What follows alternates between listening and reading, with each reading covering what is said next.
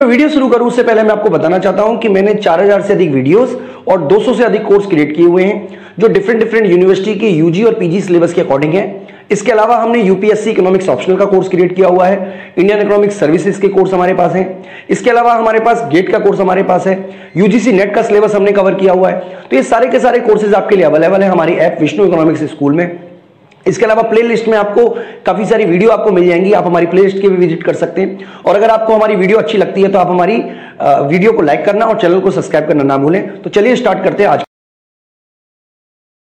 Hello दोस्तों, तो दोस्तों इस वीडियो में हम बात करेंगे determination of nominal income, Friedman approach. तो बच्चों इससे पहले हमने फ्रीडमैन के ऊपर ऑलरेडी 2 वीडियो बनाई हुई है जिसमें हमने आपको फ्रीडमैन का जो डिमांड फंक्शन है या आप कह सकते हैं डिमांड की जो थ्योरी है, फ्रीडमैन डिमांड थ्योरी, वो हमने समझाया हुआ है।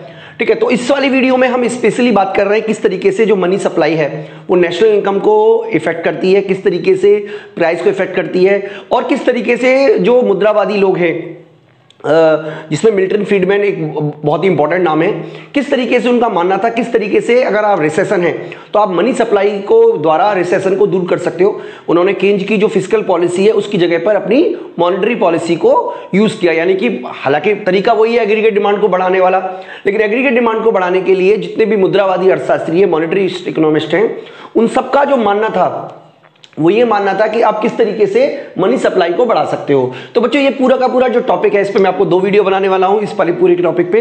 तो बच्चों देखिए ये जो टॉपिक है ये यूपीएससी इकोनॉमिक्स ऑप्शनल वाले बच्चों के लिए बहुत इंपॉर्टेंट है, क्योंकि जब आप दोनों में कंपेरिजन करोगे, ठीक है, केंजियन जो थ्योरी है उसमें या केंजियन अप्रोच में और जो मॉनेटरिज्म है उसकी अप्रोच में, ठीक है, उसमें जब आप कंपैरिजन करोगे तो आपको ये जो कंसेप्ट है वो बहुत काम आएंगे। और बच्चों मैं आपको ये भी बता देता हूं कि जब यूपीएससी के अलावा जो हम यूजीसी नेट का कोर्स बना रहे हैं उसमें भी ये टॉपिक को हम ऐड कर देंगे।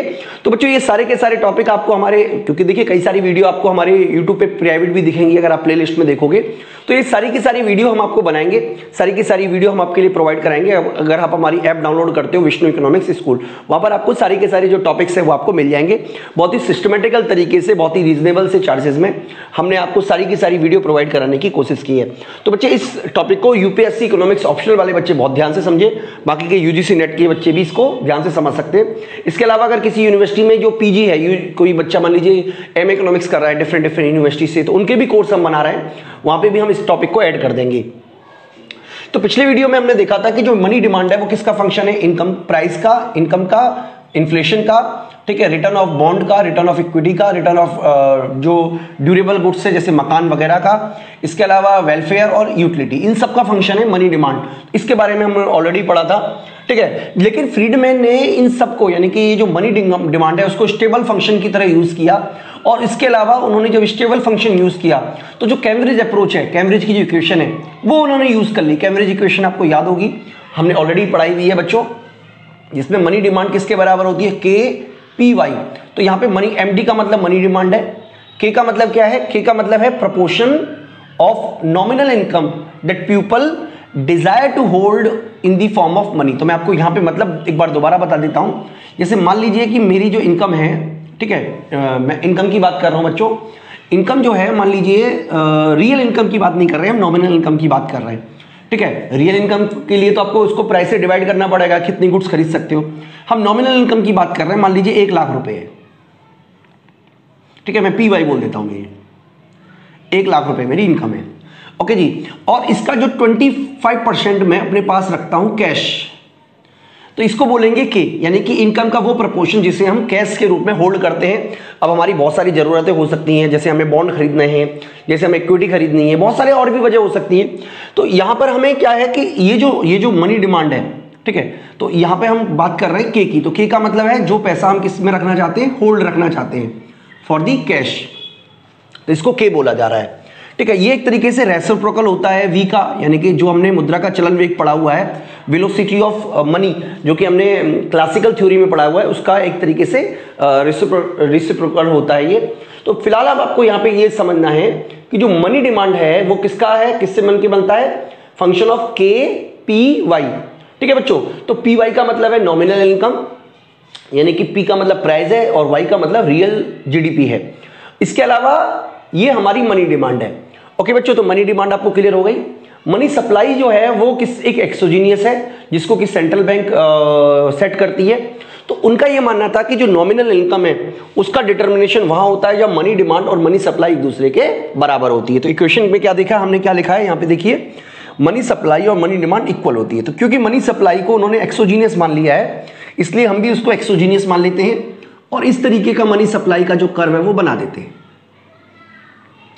ये हमने मनी सप्लाई का कर्व बना दिया, ये हमारी मनी सप्लाई हो गई।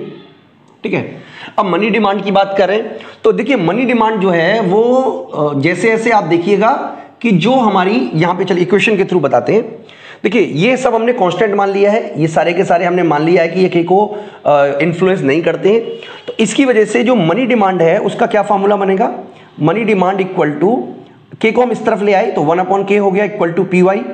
तो के की 1/k और v एक ही मतलब है तो इसकी जगह v लिख दिया तो पी वाई हो गया, या हम ये लिख देते हैं m इक्वल टू, यानी कि ये हमारा एक तरीके से नॉमिनल इनकम जो है वो मनी सप्लाई इंटू 1/k के बराबर होता है। तो बच्चों इस इक्वेशन में अगर हम k को कांस्टेंट मान लेते हैं, कांस्टेंट मान लेते हैं, ठीक है, तो हमें ये पता चलेगा कि जैसे जैसे m बढ़ेगा वैसे वैसे पी वाई भी बढ़ेगा। ठीक है, या आप मनी डिमांड कह लो या नॉमिनल इनकम कह लो। तो यानी कि अगर हम m की मात्रा यहां पे मान लेते हैं तो जैसे जैसे आप ये बढ़ता चला जाएगा, इस तरीके से जो मनी डिमांड है वो बढ़ती चली जाएगी। ठीक है, तो ये हमारी मनी डिमांड हो गई। ठीक है, money demand is the function of के पी वाई।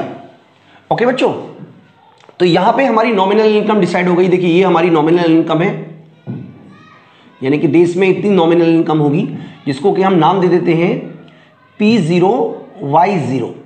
ठीक है, और ये हमारी जो m मात्रा है इसको m बोल देते हैं।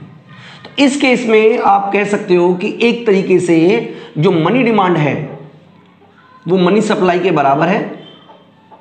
ठीक है, जिसकी वजह से जो नॉमिनल इनकम है, ठीक है, नॉमिनल इनकम जो है, नॉमिनल इनकम जो है वो P0 Y0 के बराबर है। इतनी सी बात हमें आपको समझानी थी।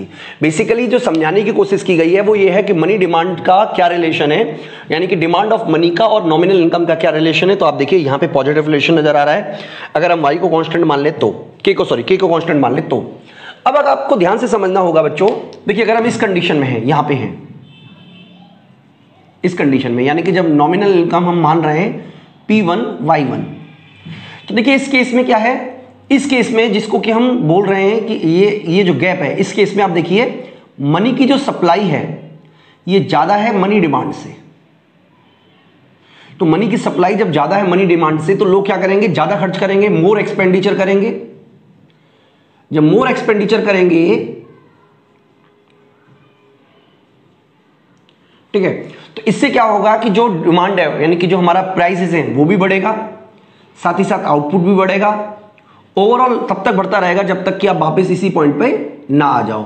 यानी कि ओवरऑल जो हमारी नॉमिनल इनकम है, इस केस में नॉमिनल नेशनल इनकम है वो राइज करेगी। लेकिन नॉमिनल नेशनल इनकम के दो कंपोनेंट होते हैं, एक तो है प्राइस कंपोनेंट और दूसरा इनकम कंपोनेंट। तो उनका यह मानना था कि प्राइस भी बढ़ेगा, इनकम भी बढ़ेगा। ठीक है, लेकिन क्योंकि रिसेशन है, देखिए रिसेशन में क्या होता है, अगर मान लीजिए इकोनॉमी में रिसेशन है और रिसेशन की कंडीशन है, अनएम्प्लॉयमेंट की कंडीशन है, तो जो रियल इनकम है वो ज्यादा बढ़ेगी। ठीक है, क्योंकि रियल इनकम का मतलब इनकम ज्यादा बढ़ेगी और प्राइसेस जो है वो कम बढ़ेंगे। इसके अलावा ये इस पे भी डिपेंड करता है कि आपका एग्रीगेट सप्लाई का किस तरीके का है। अगर मान लीजिए इस तरीके का एग्रीगेट सप्लाई है, ठीक है, इस तरीके का एग्रीगेट सप्लाई है, तो और अगर मान लीजिए इस केस में अगर आपका मनी सप्लाई बढ़ने से एग्रीगेट डिमांड बढ़ता है तो प्राइसेस भी बढ़ेंगे, साथ ही साथ आपकी जो जीडीपी है, रियल जीडीपी है, वो भी राइज करेगी। तो इसके बारे में बच्चों हम आगे जो डायग्राम है उसमें आपको समझा देंगे इसी वाले टॉपिक में। ठीक है, तो ये पूरी की पूरी बात आपको समझाने की कोशिश की जा रही है। इसी तरीके से मान लीजिए ये कंडीशन ले लेते हैं। तो इस कंडीशन में क्या है, इस कंडीशन में मनी की सप्लाई कम है मनी डिमांड से। तो क्योंकि सप्लाई कम है मनी डिमांड से, इसलिए क्या होगा, जो प्राइसेस है वो भी गिरेंगे, इनकम भी गिरेगी।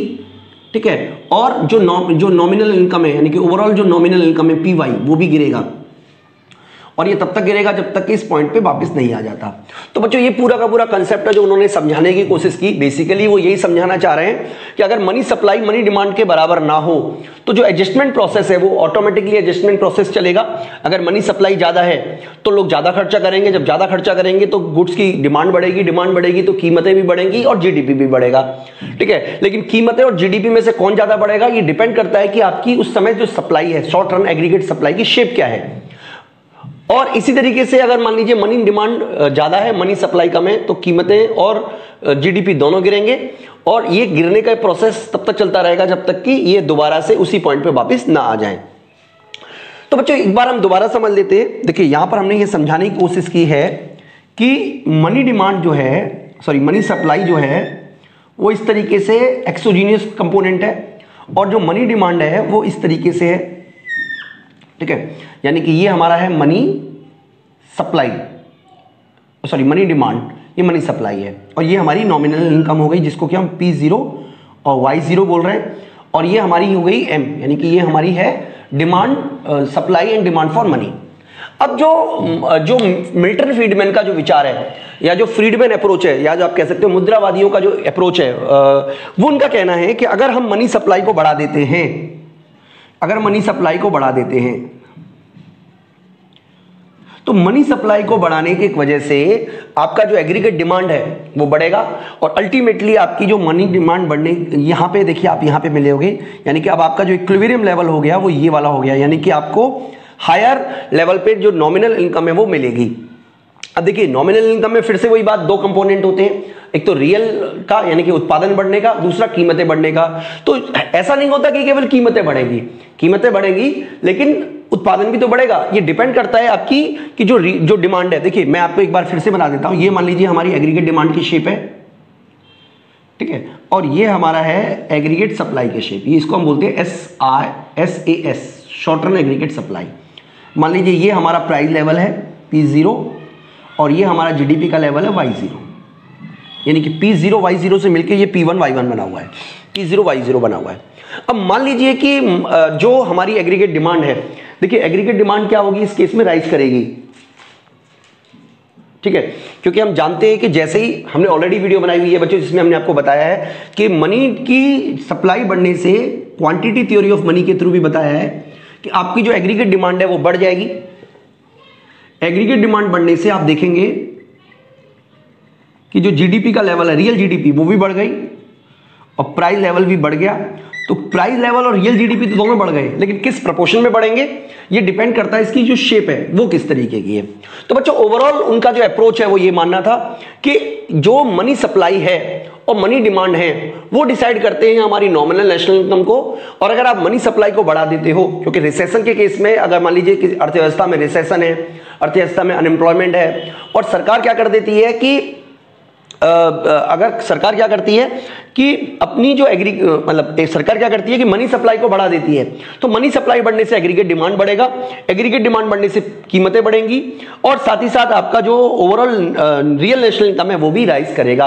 तो बच्चों इस तरीके से मुद्रावादी अर्थशास्त्रियों ने जो मिल्टन फ्रीडमैन की विचारधारा को मान के चलते थे, उनका ये मानना था कि अगर आप देश में रियल जीडीपी को बढ़ाना चाहते हो, नॉमिनल जीडीपी को बढ़ाना चाहते हो, नॉमिनल नेशनल इनकम को बढ़ाना चाहते हो, तो केवल और केवल मनी सप्लाई में चेंज करने की जरूरत है।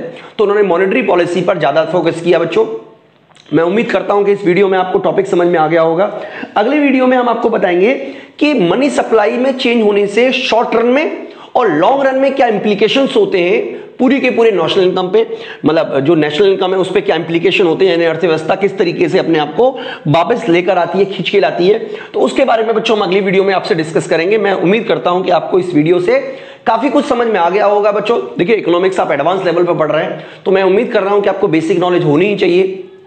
ठीक है, तो इसके लिए हमने बच्चों कोर्स बनाया हुआ है जहां पे आपको सिस्टमेटिकल तरीके से सारी की सारी वीडियो मिलेंगी, अकॉर्डिंग टू योर सिलेबस मिलेंगी। मैं उम्मीद करूंगा कि आप जरूर इस चैनल को सब्सक्राइब करेंगे, साथ ही साथ हमारे कोर्स को भी सब्सक्राइब कर लीजिएगा। इस वीडियो में इतना ही, थैंक यू।